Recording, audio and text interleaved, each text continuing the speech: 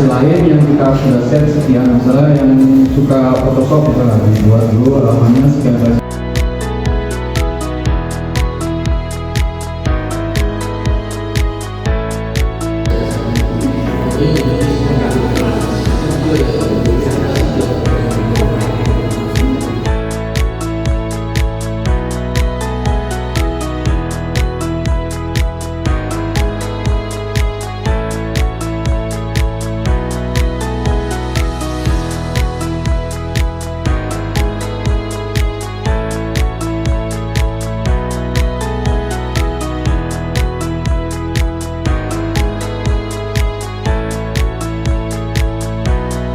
Maka satu persatu itu kadang membuat kita deg-degan banget gitu, belum rugi.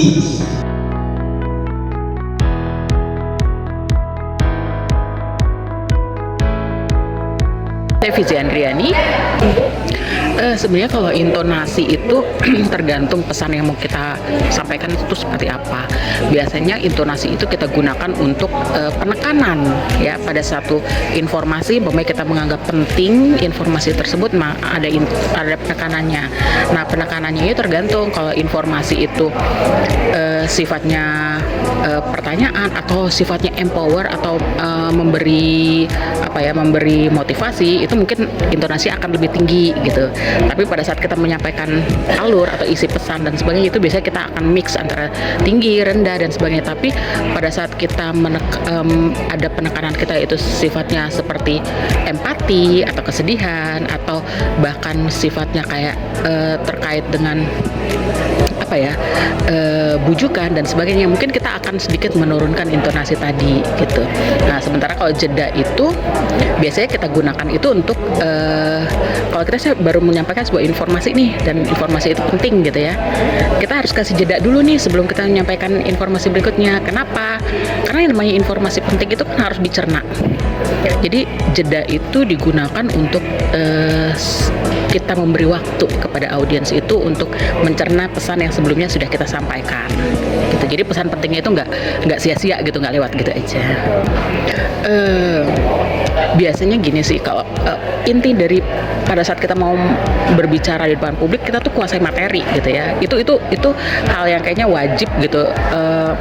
Kita harus bisa menguasai materi itu sangat dalam gitu. Jadi karena kita nggak pernah menduga itu, umpamanya kalau ada pertanyaan aja gitu kan, kita nggak pernah menduga pertanyaan dari audiens itu apa gitu ya. Jadi penguasaan materi itu justru sangat membantu kita untuk menghadapi hal-hal seperti itu. Kemudian karena kita menguasai materi tersebut, otomatis pada saat kita berbicara di depan publik itu kita akan menyampaikan itu kayak kita memberi informasi yang biasa gitu, karena kita bukan informasi biasa dalam arti nggak penting ya, tapi seperti kita menyampaikan informasi yang sehari-hari sudah sering kita sampaikan gitu, karena kita sudah punya pendalaman terhadap materi tersebut ya. Kalau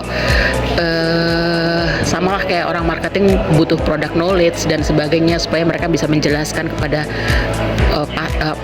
publik ya atau target gitu ya untuk tentang pemahaman produk gitu.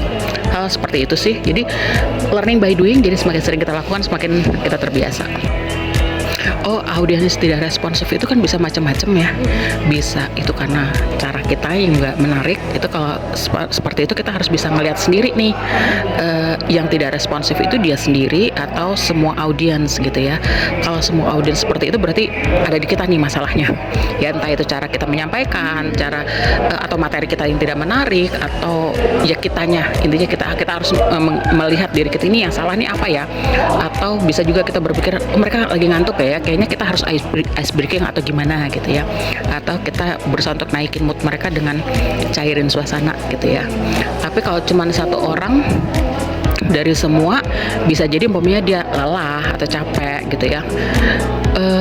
Kalau memungkinkan kita samperin umpamanya untuk kita ajak diskusi, kalau ini menurut kamu gimana, tapi jangan kita langsung tujukan ke mereka, tapi kita beberapa orang dan dia termasuk di dalamnya gitu, jadi dia tidak merasa seperti ditegur gitu ya, tapi intinya kita ikut melibatkan dia. Cuman kalau karena satu hal seperti kayak karena dia terlihat tertidur atau apa, lelah, kalau yang lain masih responsif, mungkin sedikit banyak kita bisa bukan mengabaikan sih, tapi mungkin oke, karena dia lelah aja. Jadi nggak usah sampai harus dilibatkan terus. Tapi kalau memang masih memungkinkan, ya itu kita libatkan dengan cara tadi, bertanya, negur dan sebagainya. Harus dong. Sekarang kayaknya udah eranya ya, dimana semua orang itu harus bisa menyampaikan sebuah pesan gitu. Semua orang harus bisa menjelaskan ke masyarakat banyak, halayak banyak, tergantung apapun kita sebagai apa, maksudnya apapun pekerjaan kita, apapun posisi kita, itu kayaknya udah jadi satu hal yang harus sih sebenarnya gitu. Karena di era sekarang ini kemampuan kita menyampaikan pesan kepada halayak banyak itu justru menjadi satu hal, menjadi sebuah kekuatan sih sebenarnya ya, menjadi sebuah kekuatan, menjadi sebuah skill yang penting gitu di pekerjaan apapun gitu. Kayaknya harus sih. Saya nggak bosan-bosan di sini ngulang-ngulang kata ini, learning by doing gitu. Jadi semakin sering kita melakukan, semakin kita terbiasa gitu. Karena public speaking itu kalau dibilangin ilmu itu sih secara ilmu bukan ilmu yang kayak kita belajar teori dan sebagainya, itu nggak ada teori yang pasti gitu ya. Tapi dia cuma bisa lewat kita latihan. Semakin sering kita menyampaikan satu pesan, semakin kita terbiasa, semakin kita menganggap itu adalah hal yang menjadi kesehariannya kita gitu ya. Nah, jadi learning by doing, terus yang pasti itu pemahaman kita terhadap materi. Jadi jangan deh coba-coba kita menyampaikan satu materi yang kita sendiri nggak paham gitu ya, yang penguasaan kita terhadap materi tersebut itu kurang, ya mending di skip gitu ya. Bukan nggak boleh, tapi itu akan menghambat kita sendiri gitu. Kalaupun kamu ingin menyampaikan atau kita ingin menyampaikan pesan terkait hal tersebut yang kita nggak pahami, pelajari dulu, dalami dulu tema tersebut, baru kita bisa menyampaikan. Karena kita nggak mungkin kan, intinya gini deh, kalau kita public speaking itu berarti kita berbicara dengan orang lain yang mungkin menganggap kita lebih paham. Tapi kalau kita sendiri nggak paham, ya masa kita menginformasikan orang lain tentang sesuatu yang kita nggak paham, ya kayak gitu sih.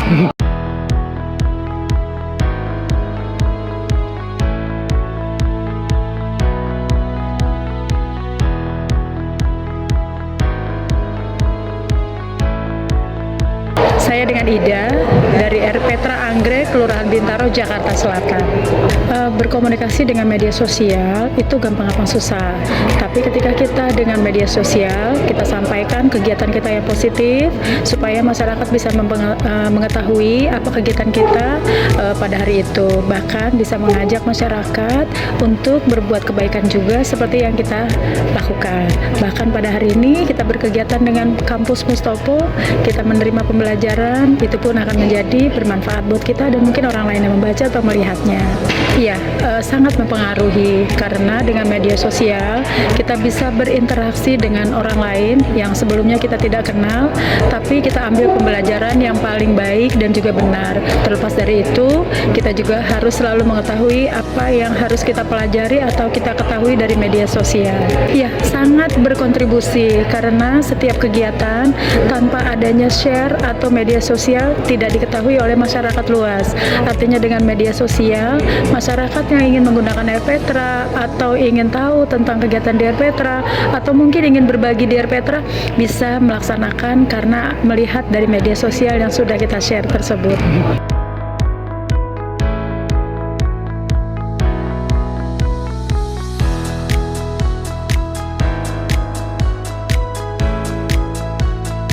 Makanya tadi kalau fotonya tidak sengaja kita pakai kamera yang seperti ini, kalau dia di tengah-tengah ya.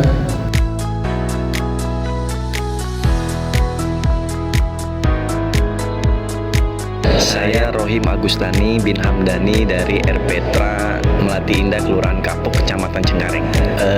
Itu sangat penting sekali karena itu sangat membantu kinerja kita dalam melaksanakan dan pendekatan kita kepada kemasyarakatan. Karena dengan media sosial, apa yang kita utarakan akan terus berjalan, di like.